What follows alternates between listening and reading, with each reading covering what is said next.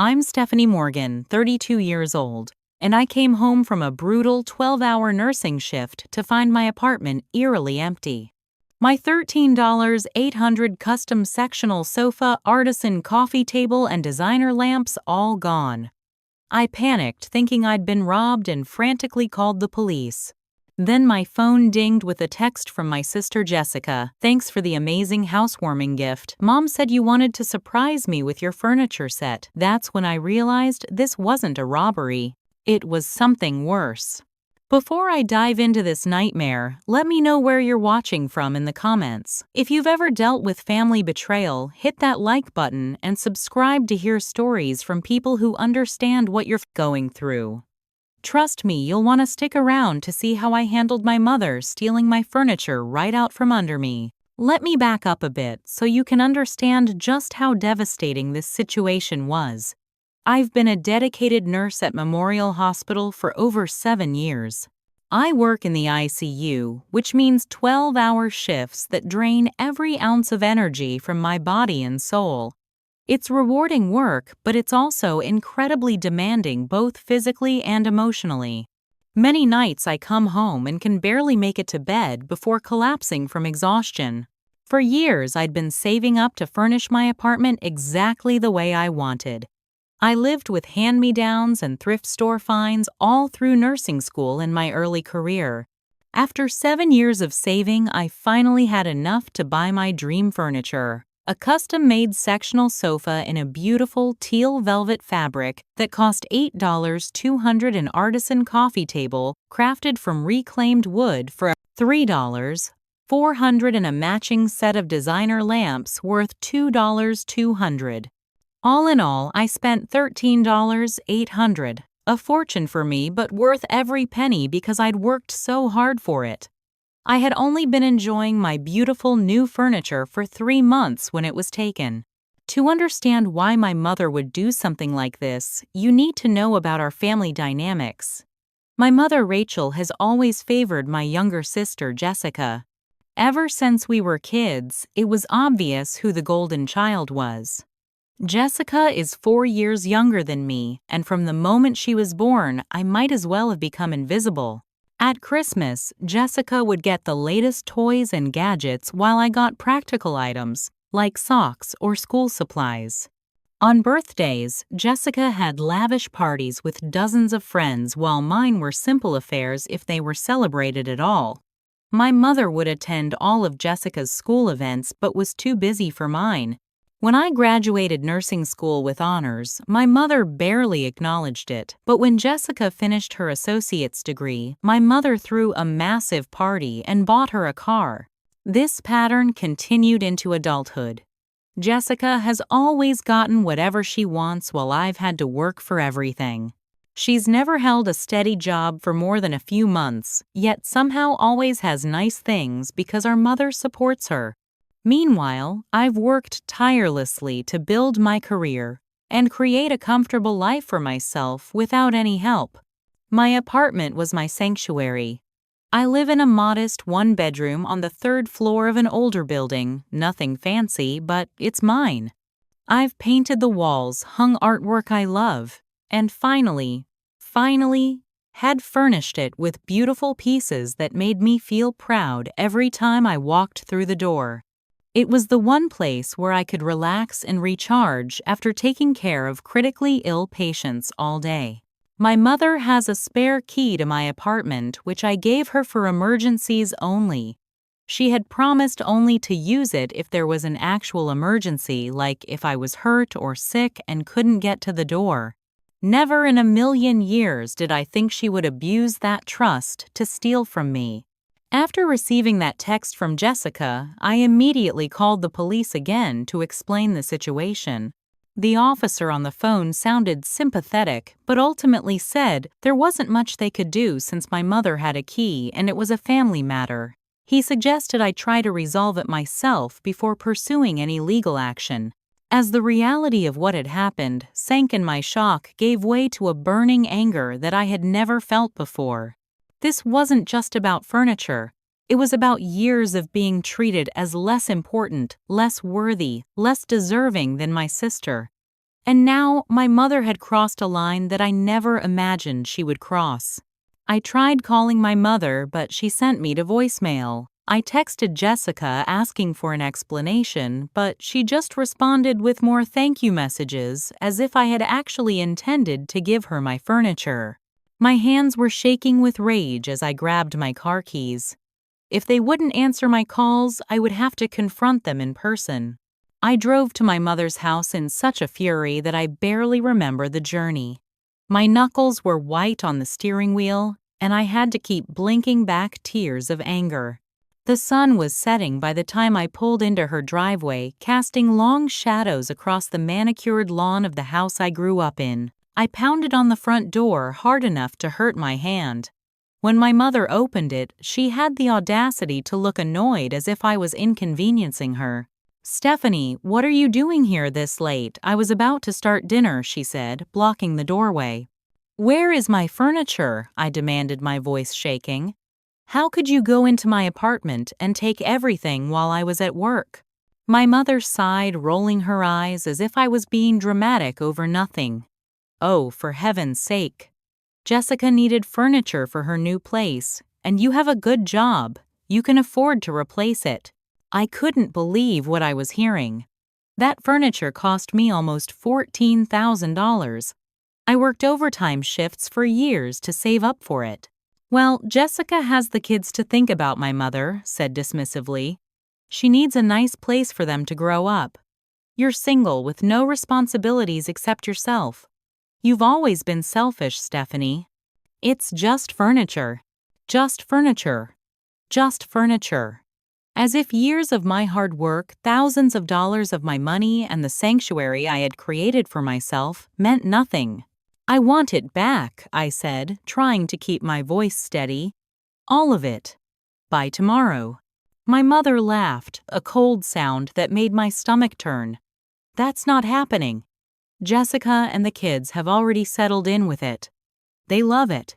I don't care if they love it, it's stolen property. If you don't return it, I'll call the police and report you both for theft."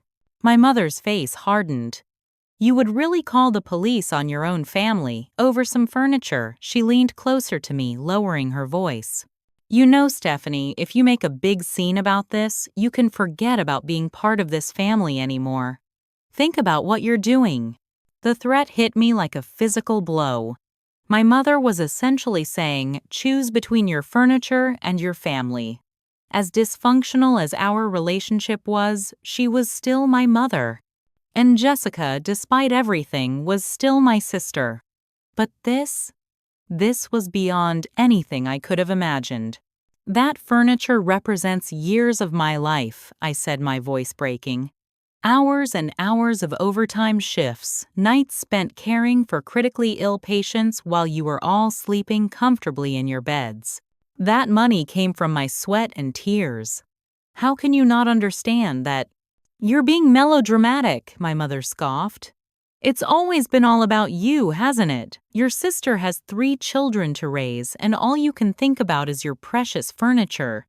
This is exactly why I've always worried about you, Stephanie. You've never understood what family means." I felt like I had been slapped. For my entire life, I had been the one to give to sacrifice to understand. And now I was being painted as the selfish one for not wanting my property stolen. "Return my furniture," I said, stepping closer to her, "or I will take every legal action I can against both of you. And I promise you, this isn't a threat I'm making lightly." My mother's eyes narrowed. "Get off my property before I call the police myself." And with that, she slammed the door in my face, leaving me standing on the porch shaking with rage and hurt. I stood there for several minutes, unable to believe what had just happened. Then I got back in my car and headed for Jessica's new house. If my mother wouldn't listen to reason, maybe my sister would. Jessica's new house was a modest 3-bedroom in a suburban neighborhood about 20 minutes from my mother's place. As I pulled into the driveway, I could see lights on inside and the silhouettes of people moving around. I took a deep breath, trying to calm myself before getting out of the car. The moment Jessica opened the door, I could see my furniture arranged perfectly in her living room behind her. My beautiful teal sectional, my coffee table, my lamps, all arranged as if they belonged there. The sight made my blood boil all over again. Stephanie. What a surprise. Jessica's face lit up with fake enthusiasm. Come in. The kids are still up. They'd love to see their aunt. I stepped inside, barely able to contain my anger. Jessica, we need to talk about my furniture. Oh, isn't it beautiful here? She gestured proudly around the living room. It fits the space perfectly. I knew you'd want me to have nice things for the kids. They love the big couch. It's perfect for movie nights. As if on cue, her twin 6-year-olds Aiden and Emma came running into the room and launched themselves onto my custom sectional, bouncing up and down with their shoes on.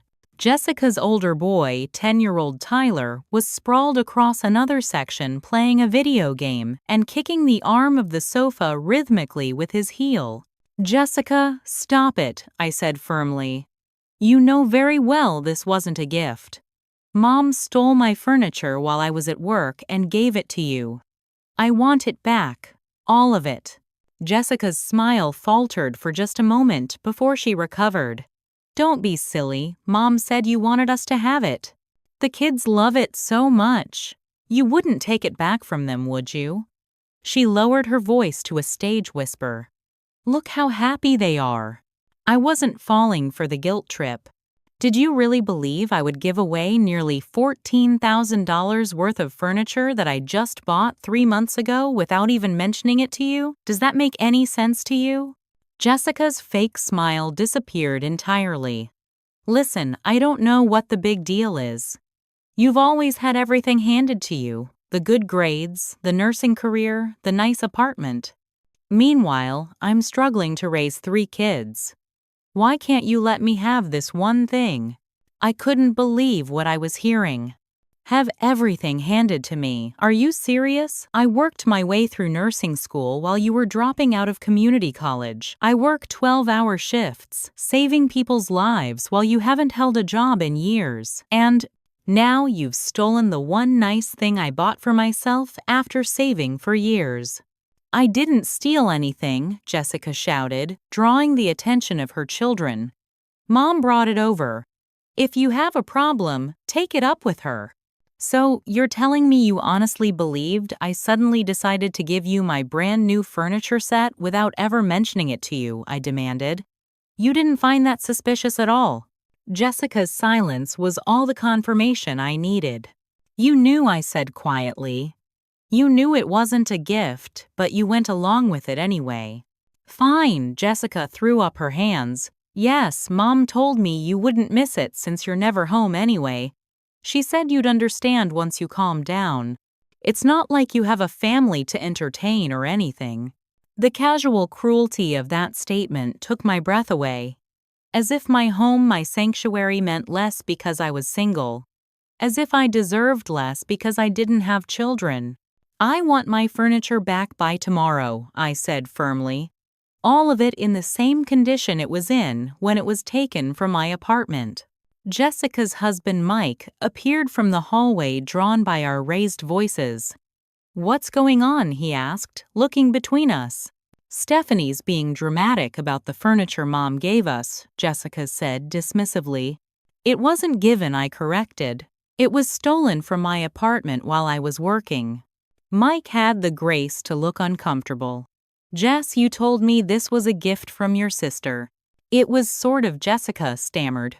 Mom arranged it. Without asking me, I added. Mike ran a hand through his hair. Look, Stephanie, I understand you're upset, but the kids have gotten attached to having nice furniture for once. Can't we work something out? Maybe we could pay you for it over time? No, I said firmly. This furniture cost me nearly $14,000. It was custom made. I saved for years to afford it. I want it back. You've always been selfish, Jessica snapped. Mom always said you had more than you needed. Why can't you think about someone besides yourself for once? I looked around the room at my beautiful sectional being abused by jumping children at the coffee table, already showing signs of damage from being used as a footrest at the lamp that had been moved to an unsafe spot where it could easily be knocked over. This was planned, I realized aloud. Mom knew my work schedule. She knew exactly when I'd be gone for a long shift. You both planned this. Jessica's face flushed red. Get out of my house, or I'm calling the police. Go ahead, I challenged. Call them. Explain how you ended up with stolen property. Jessica grabbed her phone. I'm serious, Steph. Get out now, or I'm calling 911 and telling them you're threatening me and my children. I looked at her, this person who shared my blood but apparently none of my values, and realized I wasn't going to get through to her. Not tonight, anyway. This isn't over, I said, heading for the door. Not by a long shot. As I walked out, I heard Tyler ask Mom, did Aunt Stephanie really give us this couch? Or did you steal it? Jessica's response faded as I closed the door behind me. Of course she gave it to us, honey. Your aunt is just having a bad day. The next morning, I called in sick to work for the first time in over 2 years. I couldn't focus on caring for patients when my own life was in such turmoil. I spent the night tossing and turning on my air mattress, the only piece of furniture left in my bedroom, since my mother had even taken my bed frame and dresser. I called several attorneys before finding one who could see me that day. Amanda Wilson was a sharp-dressed woman in her 40s with a no-nonsense manner that I immediately appreciated. So your mother used a key you gave her to enter your apartment while you were at work and remove furniture worth approximately $13,800, which she then gave to your sister, Amanda summarized after I explained the situation. Yes, I confirmed. And I have all the receipts and credit card statements to prove the furniture belongs to me. Amanda sighed, tapping her pen against her legal pad. Here's the challenge, Miss Morgan. Because you gave your mother a key, she could claim you authorized her to remove the furniture. Without witnesses or security footage showing she entered without permission, this becomes complicated. But I didn't give her permission to take anything. The key was for emergencies only. I understand that, but it becomes your word against hers. The fact that she's your mother complicates things further. Courts don't like to get involved in family disputes if they can avoid it. I felt a wave of hopelessness. So there's nothing I can do. I didn't say that, Amanda replied. Your first step should be to file a police report. Even if they classify it as a civil matter, having an official record is important. Then we can file a civil suit for conversion. That's the legal term for someone taking your property and assuming ownership of it. How long will that take? Small claims court could take months to get a hearing date. And even if you win, enforcing the judgment can be another challenge entirely. I left Amanda's office with instructions to file a police report and gather all evidence of ownership. She agreed to start preparing the small claims court paperwork, but her warning echoed in my head this wasn't going to be a quick or easy process. At the police station, I was passed between 3 different officers before someone finally took my statement. The officer looked bored as I explained what happened. So your mother took your furniture and gave it to your sister, he said flatly. And you gave your mother a key to your apartment. Yes, but only for emergencies. I didn't give her permission to take anything. He sighed. Look, Miss Morgan, this is clearly a family dispute. I'll file the report, but I have to tell you, the DA isn't going to pursue criminal charges against your mother. This is a civil matter. I left the police station with a copy of the report and a growing sense of frustration. Why wasn't anyone taking this seriously? If a stranger had broken into my apartment and stolen $13,800 worth of property, the police would be all over it. But because it was my mother, it was suddenly a civil matter. I spent the rest of the day filing the small claims court paperwork. The earliest hearing date available was 3 months away. 3 months of sleeping on an air mattress and eating meals on my floor while my sister enjoyed my furniture. That evening, my phone exploded with text messages from family members. Apparently, my mother and Jessica had been busy spreading their version of events. From my cousin Brooke, "Why are you making such a big deal about some furniture? Family is more important than things." From my uncle Dave, "Your sister has 3 kids and you're throwing a fit over a couch. Grow up." From my Aunt Patricia, "Your mother tells me you're threatening to sue your own family. I raised you better than that." No one asked for my side of the story. No one questioned why my mother would take my belongings without permission. They all just assumed I was being selfish and unreasonable. I tried calling a few relatives who I thought might be more sympathetic, but no one answered.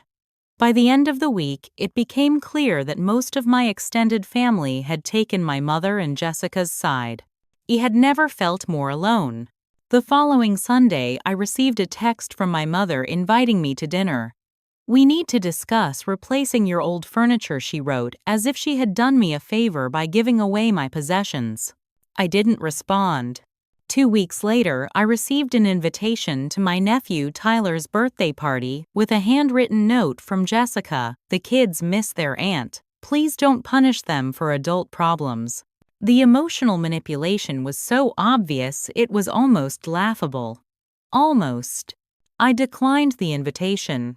The messages from my mother became increasingly hostile. "You're choosing furniture over your family," she wrote. "I always knew you were selfish, but this is a new low." Each message was like a knife to my heart. Not because I believed what she was saying, but because I was beginning to realize that my mother had never truly seen me, never truly valued me as a person separate from what I could provide for her or for Jessica.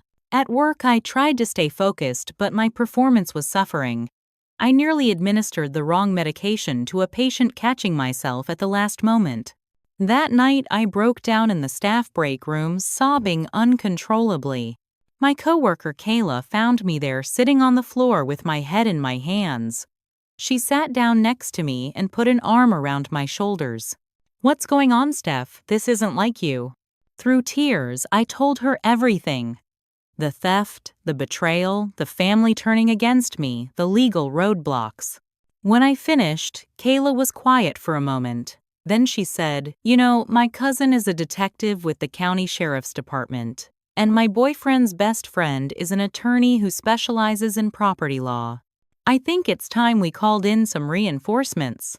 For the first time in weeks, I felt a glimmer of hope.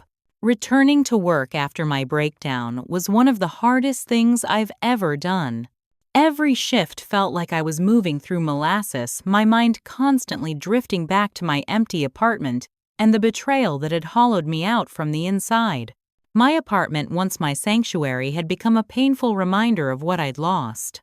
Sleeping on an air mattress left my back in constant pain. I ate my meals sitting cross-legged on the floor using a cardboard box as a makeshift table. The empty spaces where my beautiful furniture once stood mocked me every time I walked through the door. One night after a particularly grueling shift, I made the mistake of checking Instagram. Jessica had posted photos of her newly decorated living room showcasing my furniture. She hadn't even bothered to change the arrangement. It was set up exactly as it had been in my apartment. The caption read, "So grateful for my amazing new furniture. Number blessed, number family first." The comments were full of compliments and questions about where she'd gotten such beautiful pieces.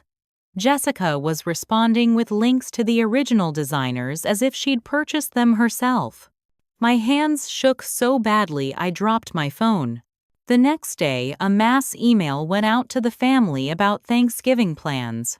My mother was hosting as usual. At the bottom of the message was a personal note for me, "Stephanie. We can discuss replacing your old furniture after dinner. Looking forward to putting this silly disagreement behind us." Old furniture. Silly disagreement. As if she hadn't stolen thousands of dollars worth of my property and turned my family against me.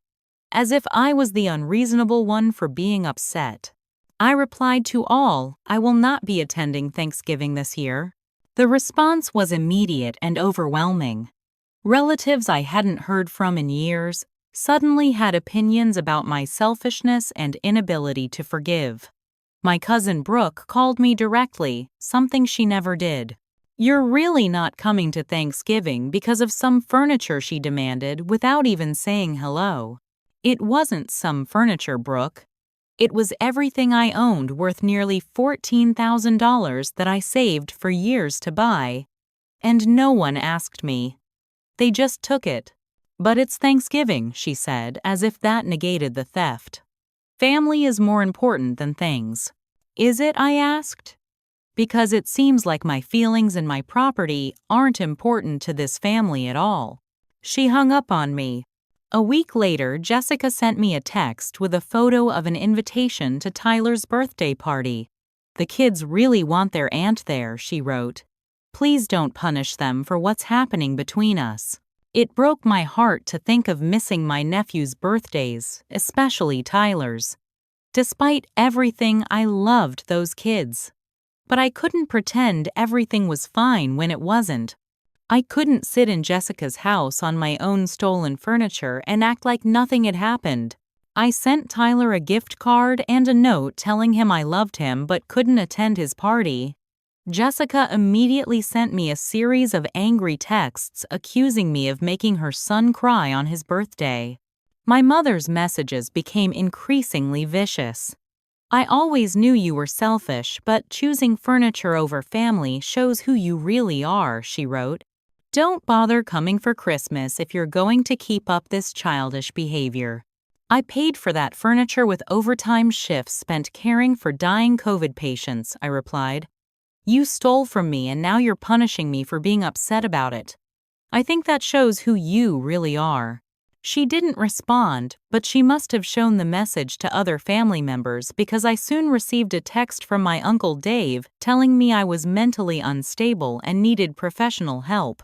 The isolation was taking its toll. I'd always been close to my family despite the favoritism shown to Jessica. Holidays, birthdays, Sunday dinners, these had been constants in my life. Now I felt adrift, cut off from my roots, alone in a way I had never experienced before. At work, things went from bad to worse. I couldn't focus, couldn't sleep, could barely function. I made a serious medication error that thankfully was caught by another nurse before it reached the patient. My supervisor called me into her office and suggested I take some time off. I can't afford to, I admitted. I'm saving up to replace all the furniture that was stolen from my apartment. Her face softened. Stephanie, you were robbed. Why didn't you say anything? I burst into tears, the full story pouring out of me. When I finished, my supervisor looked horrified. You need to go home, she said firmly. Take 3 days paid, get some rest. And when you come back, I want you to talk to someone in employee assistance. This isn't just about furniture. This is a major betrayal by your family. That night I ended up at Kayla's apartment sobbing on her couch as I told her about the latest developments.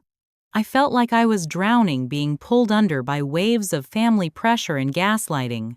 When I finished, Kayla looked me straight in the eye and said, "Enough is enough, Steph. These people are manipulating you and making you doubt yourself. It's time to fight back. Not just legally, but strategically. And I have an idea." For the first time in weeks, I felt a spark of determination. Kayla was right. Enough was enough. I was done being the family doormat. It was time to stand up for myself, really stand up for myself, even if it meant changing the rules of engagement with my family forever. We need to approach this like nurses planning patient care, Kayla said, pulling out a notepad. Assess the situation, gather data, make a plan, implement, evaluate. We were sitting in her kitchen the next morning, cups of coffee in hand and determination in our hearts. I had barely slept, but for the first time in weeks, it wasn't from despair. It was from a growing sense that I could actually fight back. First step, gathering evidence, Kayla continued. You said you have the receipts for all the furniture. I nodded. And credit card statements showing the purchases. I even have the original photos from when it was delivered to my apartment. Good. Now we need to document exactly what was taken with specific details about each item and its value. Not just the purchase price, but the current replacement value.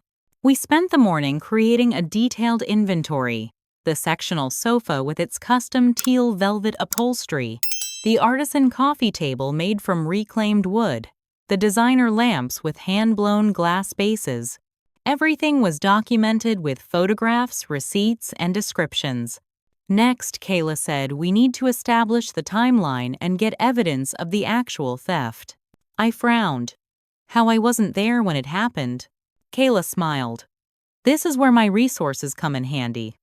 My cousin Derek, the detective. He suggested we check with your neighbors to see if anyone witnessed the furniture being moved out. And we should look into whether any delivery or moving company was used. They would have records. I hadn't even thought of that. My neighbor, Mrs. Patel, is retired and home most days.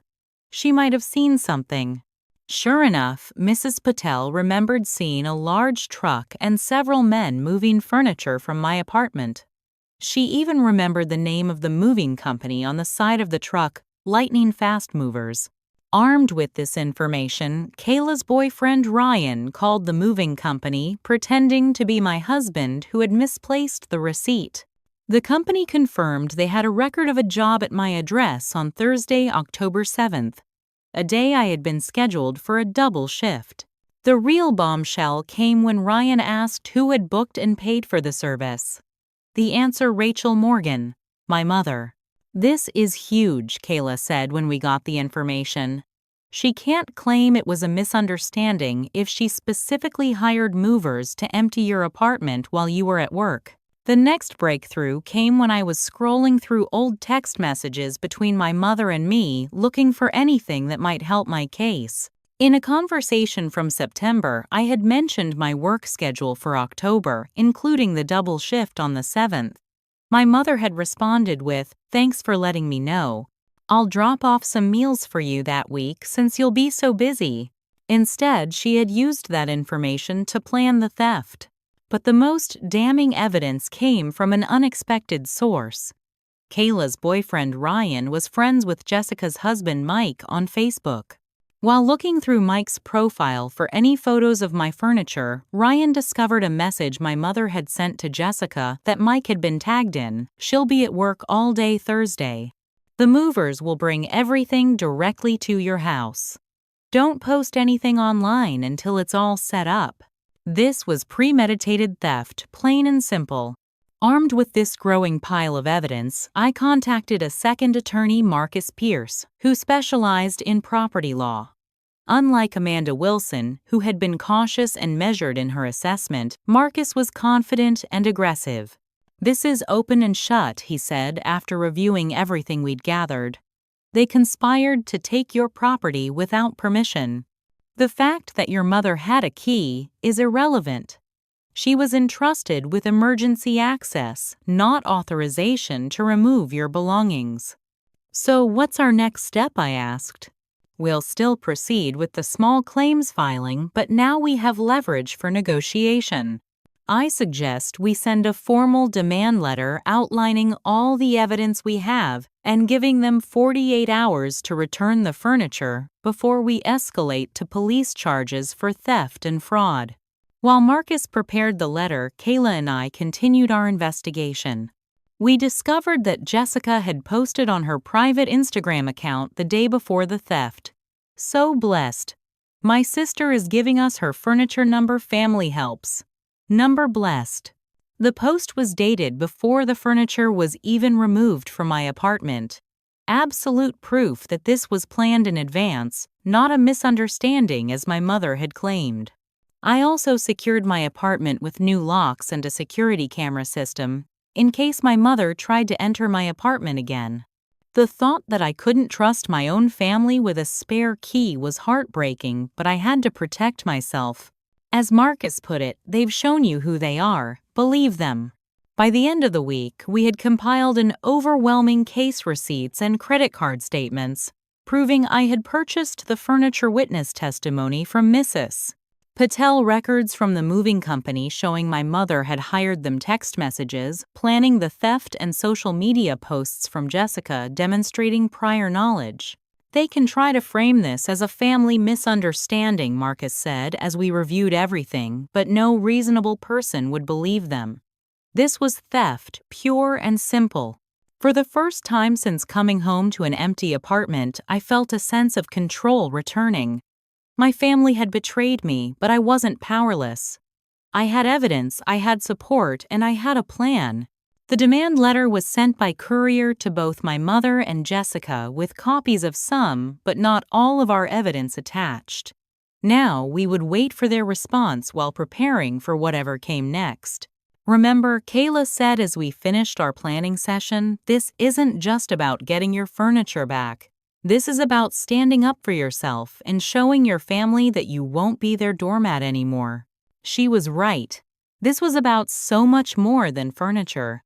It was about respect boundaries and my right to be treated as an equal member of the family, not just a resource to be exploited for Jessica's benefit. As I left Kayla's apartment that night, I felt stronger than I had in weeks. The battle wasn't over. In fact, it was just beginning. But for the first time, I believed I might actually win. The responses to Marcus's demand letter came swiftly and predictably. My mother called me, leaving a voicemail full of righteous indignation. "I can't believe you would hire an attorney against your own family. After everything I've done for you, this is outrageous." Jessica texted me a series of crying emojis followed by, "You're traumatizing my children over furniture." They keep asking why Aunt Stephanie is trying to take away their couch. Neither of them addressed the actual evidence or the demand to return the furniture. Marcus wasn't surprised. They're trying to maintain control through emotional manipulation, he explained. Now that they've officially rejected our demand, we'll proceed with the court filing. With the small claims court date still weeks away, I focused on building the strongest case possible. Marcus helped me organize all the evidence into a clear, compelling narrative that even the most skeptical judge would understand. Then came an unexpected phone call that changed everything. "Stephanie, it's Mike, Jessica's husband. Can we talk?" My guard immediately went up. "What about?" "Not over the phone. Can we meet somewhere?" "Alone." Part of me suspected a trap, but curiosity won out. I agreed to meet Mike at a coffee shop downtown, a public place where Jessica and my mother wouldn't think to look for either of us. Mike was already there when I arrived, nervously fidgeting with a napkin. He looked tired, with dark circles under his eyes and a defeated slump to his shoulders. "Thanks for meeting me," he said as I sat down. "I need to tell you something. I want to testify for you. About the furniture." I nearly spilled my coffee. "What?" I told Jessica from the beginning that this was wrong. I knew that furniture wasn't a gift. Your mother planned the whole thing, used the moving company my brother works for, specifically scheduled it for when you'd be on a double shift. "Why are you telling me this now?" I asked, suspicious. Mike sighed deeply. "Because this whole situation is tearing our family apart. And honestly, Jessica and we're having problems. Serious problems. This entitlement, this taking whatever she wants without consequences, it's a pattern. And I'm sick of it." "What kind of problems?" I asked. "She maxed out our credit cards again. 3rd time this year. We're drowning in debt, but she keeps spending like money grows on trees. Your mother enables it, bails her out every time.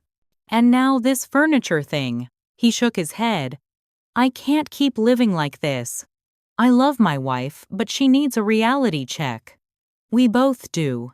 I studied his face, looking for signs of deception. "Jessica will be furious if you testify against her." "I know, but it's the right thing to do." And maybe, just maybe, facing actual consequences will help her grow up a little. I didn't know what to say. This was the last thing I had expected. I have texts, Mike continued, pulling out his phone. Between your mom and Jessica planning the whole thing. Jessica deleted them from her phone, but I took screenshots. I can give them to you. The screenshots were damning. Detailed plans for the furniture theft, discussions about what to tell me if I confronted them, even jokes about how I wouldn't notice for days because I practically live at the hospital. Thank you, I said sincerely. This will help a lot. There's something else, Mike said hesitantly. Your Aunt Linda called me yesterday. She wants to talk to you, but she doesn't have your new number. Aunt Linda was my mother's older sister. They'd had a falling out years ago, and she rarely attended family functions anymore. I hadn't seen her in at least 5 years. Why does Aunt Linda want to talk to me? She heard about what happened from someone in the family, she said. She said this isn't the first time your mother has done something like this. The meeting with Aunt Linda took place the next day at her small house on the outskirts of town. As soon as I saw her memories of childhood visits flooded back, Aunt Linda had always been kind to me, often stepping in when my mother's favoritism toward Jessica became too obvious. Stephanie, sweetheart, she said, embracing me tightly. I've been so worried about you. Over tea, Aunt Linda revealed a family history I had never known. My mother's pattern of manipulation and favoritism extended far beyond what I had experienced. She did the same thing to me, Aunt Linda explained. When Grandma died, Rachel somehow convinced her to change the will at the last minute. Everything valuable went to her, the jewelry, the antiques, Grandma's savings. I was left with practically nothing. I had no idea, I said, stunned. No one talks about it. Rachel has always been good at controlling the narrative. She turns family members against whoever is questioning her. That's why I stopped coming to family gatherings. I got tired of being painted as the jealous, unstable sister. The parallels to my own situation were striking. My mother had used the same tactics against me that she had used against her own sister. I have years of emails and old letters documenting Rachel's behavior, Aunt Linda said. I kept everything, hoping someday the truth would matter. If they'll help your case, they're yours. By the time I left Aunt Linda's house, I had a box of correspondence showing a clear pattern of manipulation and entitlement going back decades. This wasn't just about my furniture anymore. It was about breaking a cycle of toxic behavior that had poisoned our family for generations. The day before court, Marcus called a meeting with all our witnesses, Mike, Aunt Linda, Mrs. Patel, and Kayla. We reviewed everyone's testimony, making sure our case was airtight. Remember, Marcus advised, stick to the facts. No emotional language, no family history, except what's directly relevant to this case. Just the straightforward truth about what happened to Stephanie's property. As the meeting wrapped up, I looked around at these people who had stood by me when my own mother and sister had betrayed me. Some were old friends, others new allies, one even from the very family that had turned against me. Their support meant more than any furniture ever could. That night, I lay on my air mattress, staring at the ceiling, unable to sleep. Tomorrow would determine not just whether I got my property back, but whether I could ever have a relationship with my mother and sister again. Whatever the judge decided, nothing would ever be the same. Strangely, that thought brought me peace rather than anxiety. For too long I had accepted treatment that I didn't deserve. Whatever happened in court, I had already won something important, my self-respect. The small claims courtroom was more crowded than I expected. My mother and Jessica sat on one side, with several family members behind them, while I sat on the other with my attorney and supporters. The physical division mirrored the emotional chasm that had opened between us. When my mother saw Mike and Aunt Linda sitting behind me, her face paled. This clearly wasn't part of her plan. Jessica kept shooting betrayed glances at Mike, who stared straight ahead, his jaw set in determination. The judge, a no-nonsense woman in her 60s named Judge Harriet Wilson, called the court to order and summarized the case. This is a claim for conversion of personal property valued at approximately $13,800. The plaintiff, Stephanie Morgan, alleges that her mother, Rachel Morgan, and sister Jessica Taylor removed furniture from her apartment without permission and have refused to return it. The defendants claim the furniture was intended as a gift. Is that correct? Marcus confirmed our position, while my mother's attorney, a slick-looking man in an expensive suit, agreed with the summary but emphasized that this was a family misunderstanding blown out of proportion. Judge Wilson was unimpressed. Family or not property rights are property rights. Let's begin with the plaintiff's evidence. I was called to testify first. Under Marcus's careful questioning, I explained how I had saved for years to purchase the furniture, how I had given my mother a key for emergencies only, and how I discovered the theft after returning from a 12-hour nursing shift. And at any point, Miss Morgan, did you give your mother or sister permission to remove your furniture? Marcus asked. No, I did not, I stated firmly. I never would have given away furniture I had just purchased 3 months earlier after saving for years. When my mother's attorney cross-examined me, he tried to suggest that I had verbally agreed to give Jessica the furniture but had changed my mind afterward. That's absolutely false, I replied. The first I heard about any of this was when I came home to an empty apartment and received a thank you text from my sister. Mrs. Patel testified next, describing how she had seen movers removing furniture from my apartment on the day in question. I thought it was strange, she said. Stephanie had just gotten that beautiful sofa a few months earlier. But the men had a key, so I assumed it was authorized. The moving company's records were entered into evidence showing that my mother had booked and paid for the service. The receipt was signed Rachel Morgan in my mother's distinctive handwriting. Then came Mike's testimony. As Jessica's husband, his willingness to testify against her was particularly damaging to their case. He described the planning that had gone into the furniture removal, including my mother and Jessica's discussions about timing it for when I would be at work. They knew Stephanie would never agree to give away the furniture, Mike stated. That's why they waited until she was working a double shift to take it. Jessica's face was a mask of fury as she watched her husband testify against her. My mother kept shaking her head as if she couldn't believe what was happening. Aunt Linda's testimony about my mother's pattern of behavior was limited by relevance objections, but she was allowed to describe how my mother had talked about taking my furniture before it happened, making it clear this premeditated, not a misunderstanding. The social media evidence was particularly damning. Jessica's post about being blessed that I was giving her my furniture, posted before the furniture was even removed from my apartment, clearly contradicted their claim that this was a spontaneous gift. When it was the defense's turn to present their case, my mother took the stand first. She tried to paint herself as a concerned parent who was just trying to help her daughters. Stephanie has always been jealous of Jessica, she claimed. She's single with a good job, while Jessica is struggling to raise 3 children. When Stephanie mentioned she was thinking of getting new furniture, I suggested giving her old set to Jessica. She agreed. Can you provide any evidence of this agreement? Judge Wilson asked. It was a verbal agreement, my mother said smoothly. Families don't need written contracts for everything.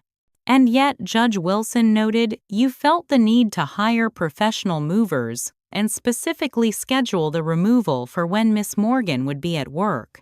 Why not wait until she was home if this was an agreed-upon gift? My mother shifted uncomfortably. Stephanie works long hours. It was more convenient this way. More convenient for whom? Judge Wilson asked pointedly. When Jessica took the stand, her story started to fall apart under questioning. So, you received a text from your mother telling you that your sister wanted to surprise you with furniture, Marcus asked. Yes, Jessica confirmed. And you didn't find it strange that your sister, who had just purchased this furniture 3 months earlier, suddenly wanted to give it away without ever mentioning it to you directly? I thought she was being generous, Jessica stammered. Miss Taylor, I have here a text message from you to your husband dated the day before the furniture was removed. It reads, and I quote, "Mom's getting Steph's furniture tomorrow while she's at work. Don't say anything to anyone yet." Marcus held up the printout of the screenshot Mike had provided. How do you reconcile this with your claim that you believed this was a surprise gift? Jessica's face crumpled. I didn't. Your Honor, Marcus said, turning to the judge, it's clear from the evidence that the defendants conspired to take Miss Morgan's property without her permission. They deliberately scheduled the removal for a time when she would be at work. They discussed keeping it secret, and they've been gaslighting her ever since, trying to make her believe she's overreacting to the theft of nearly $14,000 worth of property. My mother tried to intervene. Your Honor, this has all been blown out of proportion. If Stephanie had just talked to us instead of running straight to a lawyer, Miss Morgan did attempt to resolve this directly, Judge Wilson interrupted. According to her testimony and the evidence presented, she asked for the return of her property multiple times and was refused. We offered to help her buy new furniture, my mother argued. That's not the same as returning stolen property, Judge Wilson observed. In her closing statement, my mother's attorney tried to frame this as a family misunderstanding that should never have come to court. Marcus countered by pointing out that theft is still theft even when committed by family members. The evidence clearly shows that the defendants took property worth $13,800 without permission, have refused to return it despite multiple requests, and have engaged in a campaign of emotional manipulation to avoid taking responsibility for their actions, Marcus concluded. We ask the court to order the immediate return of all items listed in the complaint plus damages for the emotional distress and inconvenience caused to Miss Morgan. After both sides had presented their cases, Judge Wilson called a brief recess to review the evidence. When she returned, her expression was stern. Based on the evidence presented, I find in favor of the plaintiff, she announced. The defendants Rachel Morgan and Jessica Taylor are ordered to return all furniture items listed in the complaint to Stephanie Morgan within 48 hours. Additionally, they are ordered to pay $2,500 damages for the unauthorized use of the plaintiff's property and the emotional distress caused. If any items have been damaged beyond normal wear and tear, the defendants will be responsible for the full replacement cost of those items. She looked directly at my mother and sister. I want to be very clear, what occurred here was not a misunderstanding.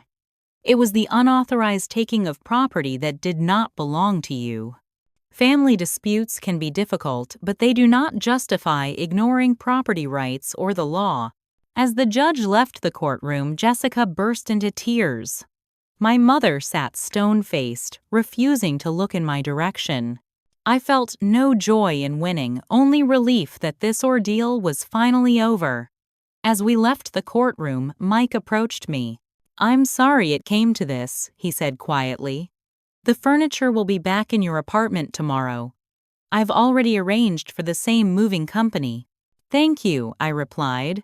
Not just for that, but for telling the truth today. I know it wasn't easy. He nodded, glancing over at Jessica, who was being comforted by family members. Nothing about any of this has been easy. As I walked out of the courthouse with Marcus, Kayla, and Aunt Linda, I realized that while I had won back my furniture, I had lost something else. The illusion that my mother and sister would ever truly put my needs on equal footing with theirs. It was a painful realization, but also a freeing one. You did it, Kayla said, squeezing my hand. You stood up for yourself. We all did, I replied, looking at my small but loyal support system. I couldn't have done this without you.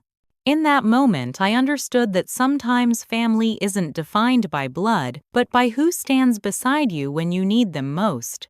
True to Mike's word, a moving truck arrived at my apartment exactly 24 hours after the court ruling. I had taken the day off work to be present, not trusting my mother or Jessica to handle the return of my property without supervision.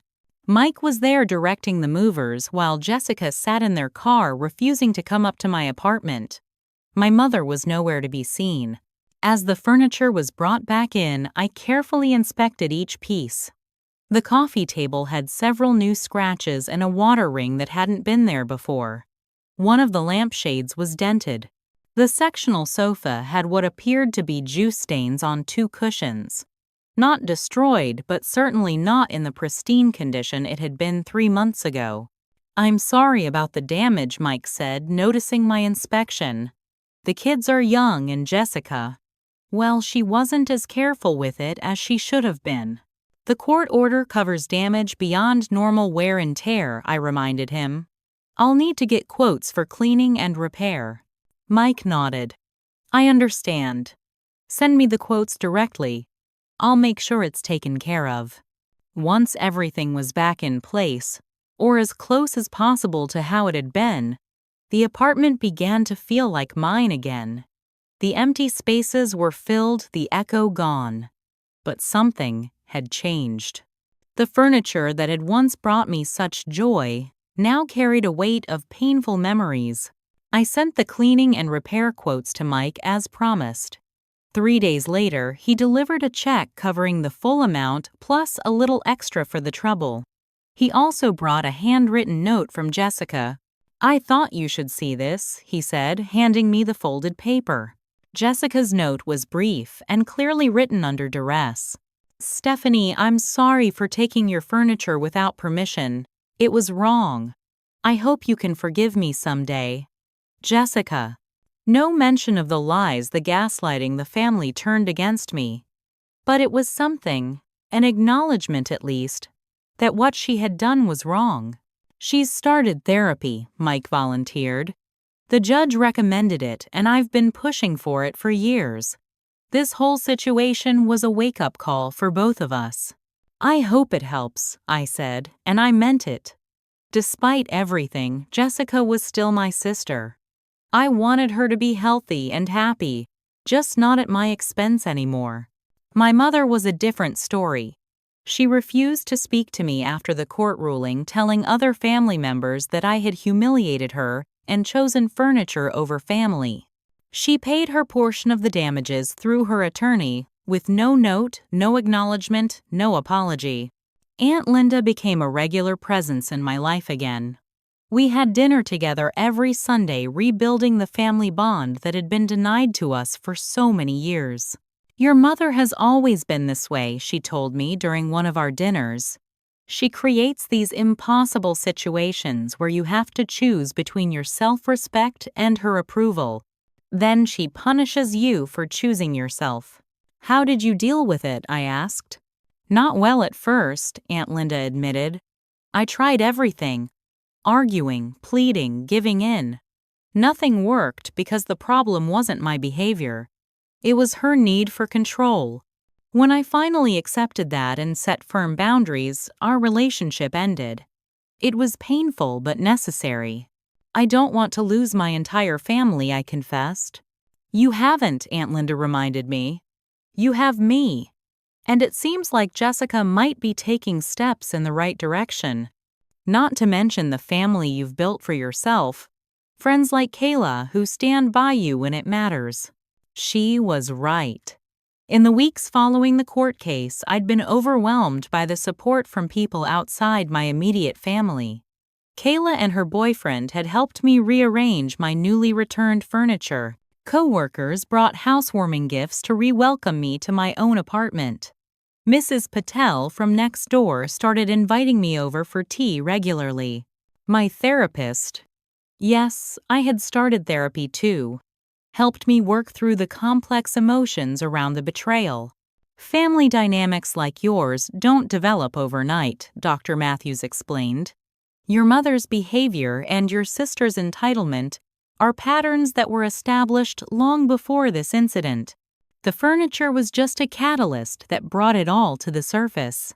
So what do I do now? I asked. You continue setting healthy boundaries. You decide what kind of relationship you want with your mother and sister, if any. And you prioritize your own well-being without guilt. Setting boundaries proved harder than I expected. There were moments of weakness where I considered giving in, apologizing for the court case, taking the blame to restore family harmony. But each time I reminded myself of the truth, I hadn't done anything wrong. I had simply stood up for myself after being wronged. 3 months after the court case, Jessica called me directly for the first time. Tyler keeps asking when he can see Aunt Stephanie again, she said awkwardly. Would you be willing to meet us at the park this weekend? Just me and the kids. No, Mom. I hesitated. I don't know, Jess. I understand if you don't want to, she said quickly. The kids miss you. And I've been doing a lot of thinking in therapy about patterns and how I've treated you over the years. It wasn't fair. It wasn't a full apology, but it was more acknowledgement than I'd ever gotten from her before. Let me think about it, I said.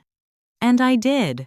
After discussing it with Dr. Matthews, I agreed to meet Jessica and the kids at the park. It was awkward at first, but the children's excitement at seeing me broke the ice. While they played on the swings, Jessica and I sat on a bench making stilted small talk. Mike says you've been spending time with Aunt Linda, she eventually said. Yes. She's been wonderful. Mom hates that, Jessica said, with a small sad smile. She keeps saying Aunt Linda is poisoning you against the family. No, I corrected. She's helping me understand the family. There's a difference. Jessica was quiet for a moment. I'm starting to see that too. The patterns, I mean. In therapy, we've been talking about how I learned to expect certain things, to take without asking, to assume I deserved whatever I wanted. It was the most insight I'd ever heard from my sister. It's going to take time, I told her honestly. I can't just pretend nothing happened. I know, she nodded. I'm not asking for that. Just a chance, maybe, to try to be better. For the kids, if nothing else. They need to learn better patterns than we did. It was a start. My mother was more resistant to change. After 2 months of silence, she sent me an email suggesting we put this unpleasantness behind us and move forward as a family. No acknowledgement of wrongdoing. No apology. Just an expectation that I would fall back in line. I replied with boundaries. I would consider rebuilding our relationship, but only with certain conditions: respect for my property, acknowledgement of past behavior, and family therapy. Her response was predictable. If you can't let go of the past, that's your problem, not mine. Dr. Matthews helped me accept that some relationships can't be fixed if one person refuses to acknowledge the problem. It was a painful realization, but also a liberating one. I could stop trying to earn my mother's approval and focus instead on building healthier relationships with people who respected my boundaries. 6 months after the court case, I hosted a dinner party in my apartment. Kayla and Ryan were there, along with Aunt Linda, Mrs. Patel, and several friends from work. We ate at my dining table, sat on my sectional sofa, and laughed under the warm glow of my designer lamps. At one point, Aunt Linda raised her glass in a toast. To Stephanie, she said, "Who taught us all that standing up for yourself isn't selfish? It's necessary." As I looked around at these people who had stood by me through the darkest period of my life, I realized that what I had now was worth far more than what I had lost. Yes, my relationship with my mother and sister had been damaged, perhaps irrevocably in my mother's case. But in their place, I had built connections based on mutual respect and genuine caring. The furniture that surrounded us was no longer just furniture to me. It represented something more important, my willingness to value myself, to set boundaries, and to expect better treatment from the people in my life. That night, after everyone had gone home, I sat alone on my sofa and felt truly at peace for the first time in months. My home was my sanctuary again. My life was moving forward. And I had learned perhaps the most valuable lesson of all, that I was strong enough to stand up for myself even when it meant standing alone. I hope my story inspires you to value yourself and set healthy boundaries in your own relationships. Have you ever had to stand up to family members who crossed your boundaries? Share your experiences in the comments below. Don't forget to like this video if it resonated with you, subscribe for more stories of strength and resilience, and hit that share button to help others who might be struggling with similar situations.